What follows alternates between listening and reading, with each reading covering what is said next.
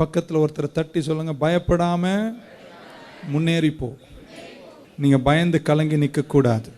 பயத்தை அது முளையிலேயே கிள்ளிறது ரொம்ப நல்லது. பயத்தின் ஆவி ஒரு மனிதனை ஆட்கொண்டால் அவன் ஜெயிப்பது கடினம். ஏசாயா 43 முதல் 2 வசனங்களை நம்ம வாசிக்க போகிறோம். நம்ம வாழ்க்கையில் எல்லாரும் எத்தனையோ உபத்திரவங்களை சந்திக்கிறோம், சூழ்நிலைகளை சந்திக்கிறோம். எதுவுமே நீங்கள் இது வரைக்கும் சந்திக்கலைன்னா கவலைப்படாதீங்க. வாழ்க்கை என்பது ஏதோ ஒன்று சந்திக்க வைக்கும். அப்படிப்பட்ட நேரங்கள் வரும்போது அது நமக்கு பயத்தை கொண்டு வரும். Makes us afraid. நான் பள்ளிக்கூடத்தில் படிக்கும்போது எல்லா டீச்சரும் ஓரளவுக்கு எனக்கு பரவாயில்ல. ஆனால் ஒரு டீச்சரை கண்டால் கதி கலங்கிடும். அது வேணும்னே என்ன அடிக்கும். காலையில் புறப்பட்டு அந்த புக்கை எடுத்துகிட்டு போகும்போதே இன்றைக்கி அந்த டீச்சர் என்ன சொல்லும் அப்படின்ற ஒரு பயத்தில் தான் போகிறது. அவங்க அப்படி தான் இருந்தாங்க. சிலருக்கு கல்யாணம் பண்ண பயம், அப்படி பலவித பயம் இருக்குது. பிள்ளைகளை பார்க்கும்போது அவர்கள் எப்படி இந்த உலகத்தில் வாழ்வார்கள் அப்படின்னு ஒரு பயம். பள்ளிக்கூடம் முடித்து கல்லூரி முடித்து அடுத்த நாள் ஒரு லேத்தில் போய் வேலை செஞ்சேன். ஏன்னா குடும்பத்தில் வறுமை இருந்தது. அதுக்கப்புறம் ஃபேப்ரிமக் அப்படின்னு சொல்கிற ஒரு கம்பெனியில் போய் ஆஃபீஸில் வேலை செஞ்சேன். நிறைய பயங்கள். எப்படி வாழ போகிறோம், இந்த உலகத்தை எப்படி சந்திப்போம் என்று நான் பயந்த நேரங்கள் எனக்கு தெரியும். அதுக்கப்புறம் அமெரிக்காவில் ஒரு பைபிள் ஸ்கூலில் படிப்பதற்கு கர்த்தர் எனக்கு வாசலை திறந்தார். அந்த புக்கை பார்த்த போதே பயம். அங்கே போய் இந்த வெள்ளைக்காரன் கூட படிக்கணுன்றது அது ஒரு பயம். ஜேஎஃப்கே ஏர்போர்ட்டில் போய் ஒரு சின்ன பையனா, குழந்த பையன், அங்கே போய் இறங்கி நின்ற அந்த ஏர்போர்ட்டை பார்த்த போதே நான் கலங்கினேன், நான் பயந்தேன். அங்கே போனதுக்கப்புறம் அந்த மிஸ்ஸிங்க அதுங்கெல்லாம் பண்ணுற கூத்தை பார்த்து ரொம்ப பயம். கல்ச்சர், அவங்க கலாச்சாரம் என்னை நடுங்க வைத்தது. மொழி ஆங்கிலம் எனக்கு தெரிஞ்சாலும் அவங்கள மாதிரி பேச தெரியாதுன்ற பயம், ஜனங்களை கண்டு பயம், ஏர்போர்ட்டை குறித்த பயம், இப்படி பல்வேறு பயங்கள் நம்முடைய வாழ்க்கையில் இருந்தன. அதுக்கப்புறம் எல்லாம் படித்து முடித்து ஊழியெல்லாம் முடிச்சுட்டு சபை கட்டலாம்னு ஆவடிக்கு வந்தபோது 15 பேர் இருந்தாங்க முதல் ஞாயிற்றுக்கிழமை. அது பார்த்தபோது இன்னொரு பயம், இதுக்கு மேலே இது வளராதுன்னு. அடுத்த வாரம் நான் நினச்சேன் 12வது ஒரு 30 பார்த்தா அது 7 குறைஞ்சி போச்சு.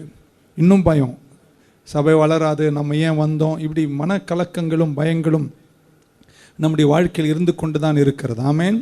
நான் இப்படி சொல்ல விரும்புகிறேன், சிலர் பயப்படுவதனால்தான் வாழ்க்கையில் சாதிக்க வேண்டியவைகளை சாதிக்க முடியாமல் இருக்கிறீர்கள். இந்த வார்த்தைக்கு நீங்கள் ஆமேன் சொல்லணும்.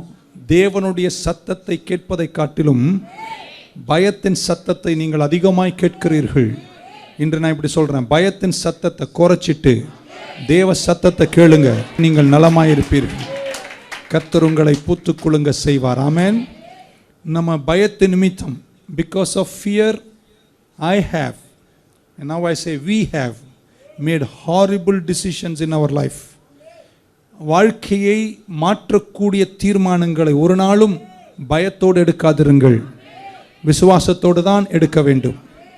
பயப்படாதீங்க, எல்லாம் சரியாயிடும். பக்கத்தில் ஒருத்தர் எழுதிட்டு இருக்கும்போது இடது கையில் தட்டி ஏன் பயப்படுற, எல்லாம் சரியாயிடும். பயம் நம்மளை மீட்டிங்காக ஓட வைக்கும், பாஸ்டராக ஓட வைக்கும். இந்த பாஸ்டரை விட இவர் வல்லமையானவர்.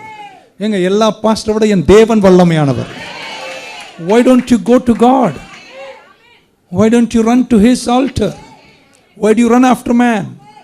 Fear makes you run after people. 3 பேரை தட்டிச்சு, இன்னிலிருந்து நான் பயப்பட மாட்டேன். இப்படி சொல்லட்டுமா? நீங்கள் ஒரு சூழ்நிலை சந்திக்கிறீங்க, ஒரு பிரச்சனை சந்திக்கிறீங்க, அதில் ஏராளமான பயம் இருக்குன்னா அது கர்த்தரால் உண்டானதல்ல. ஏன்னா என் ஆண்டவர் உங்களுக்கு பயத்தின் ஆவியை கொடுக்கவில்லை. ஆண்டவர் உங்களுக்கு நலமான ஆவியை, ஆமேன், பலமும் அன்பும் தெளிந்த புத்தியும். கமா, ஒரு நல்ல அல்லேலூயா சொல்லுங்க பார்க்கலாம். காலையில் உற்சாகமாக இருங்க. பயங்கள் நமக்கு எல்லாருக்கும் இருக்கு. ஆனால் அந்த பயத்தை கொண்டு நீங்க தாண்டி போகிற அளவிற்கு விசுவாச மகத்துவங்கள் உங்களுக்கு கூட இருப்பதாக உங்களுக்கு ஒரு அறிவுரை தரேன். இந்த பக்கம் போறீங்க, இந்த பக்கம் பயம் இருக்குன்னா ஆமேன் சொல்ல மாட்டீங்களா? ஃபியர் ஒரு டைரக்ஷனில் இருக்குன்னா ஆமேன், அது வெற்றி உள்ள பகுதி அல்ல. நீங்கள் அதுக்கு நேர் விரோதமாக போகணும். அப்படின்னா என்ன பார்த்து சொல்லுங்க, புரியல அப்படின்னு. நீங்கள் ஒரு விஷயத்தை செய்ய போறீங்க, உடனே பயம் வந்து உங்களை வாட்டுகிறது. அது செய்யக்கூடாதுன்ற அளவிற்கு உங்களை பயம் வாட்டுகிறது.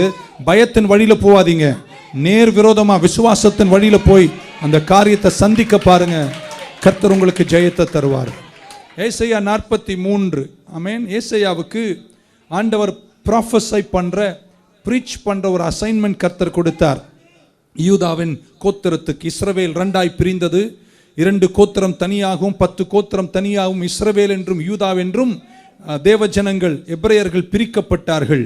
அந்த யூதா கொஞ்சம் கீழ்ப்படியாமல் பாவ வழிகளை தேடி கர்த்தரை விட்டு தூரம் போன போது ஆண்டவரை டிஸ்ஹானர் பண்ணதுனால எசையாவுக்கு கர்த்தர் ஒரு பொறுப்பை கொடுத்தார், ஒரு ரெஸ்பான்சிபிலிட்டி கொடுத்தார்.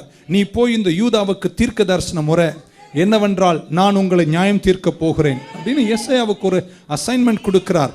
முதல் 39 அதிகாரங்கள், the first 39 chapters, ஏசாயா சொல்றார், உங்களுக்கு தண்டனை வரப்போகுது, கர்த்தர் கோபமா இருக்கிறார், கர்த்தர் உங்களை அடிக்க போறார். இல்ல, ஏசாயா சொன்னதை சொல்ற உங்களை இல்ல, ஓகே, கர்த்தர் உங்களை அடிக்க போகிறார், இனி ஈஸியா இருக்காது என்று சொல்லி ஒரு நியாய தீர்ப்பினுடைய கடினங்களை ஏசாயாவுக்கு கர்த்தர் சொல்லி, இஸ்ரவேல் கீழ்ப்படியாமல் பின்மாறி தூரமாய் போனதனால் கர்த்தர் வார்த்தையின் மூலம் ஏசாயாவை கொண்டு ஜனங்களை உணர்த்துகிறார்.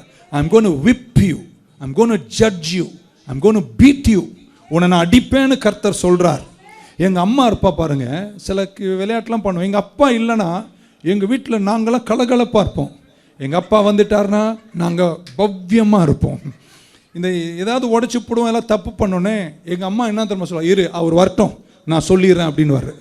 எனக்கு எப்படி இருக்குன்னா, அவர் வர்ற வரைக்கும் பயமாக இருக்கும். காதை பிடிப்பாரா, அடிப்பாரா, உதைப்பாரான்னு யோசிச்சுட்டே இருப்போம். சில நேரத்தில் ரொம்ப நேரம் யோசித்து கலங்கி போய் எங்கள் அம்மா சார், நீ ஏன் அடிச்சிட்டேன், ஏன் அவர்கிட்ட போய் சொல்கிறேன், ஏன் நான் 6 hour வெயிட் பண்ண வைக்கிறேன், அவர் வர்ற வரைக்கும் நான் யோசித்து அவர் எப்படி அடிப்பார்னு நான் தியானத்தில் வாழ்வதை காட்டிலும் நீ ஏன் பலார்னு 2 அடி அடிச்சுட்டு அவர்கிட்ட சொல்லாமல் இருந்துறேன் என்று கூட என் அம்மா கிட்ட நான் சொல்லியிருக்கேன். உங்களுக்கெல்லாம் அனுபவமே கிடையாதாங்க.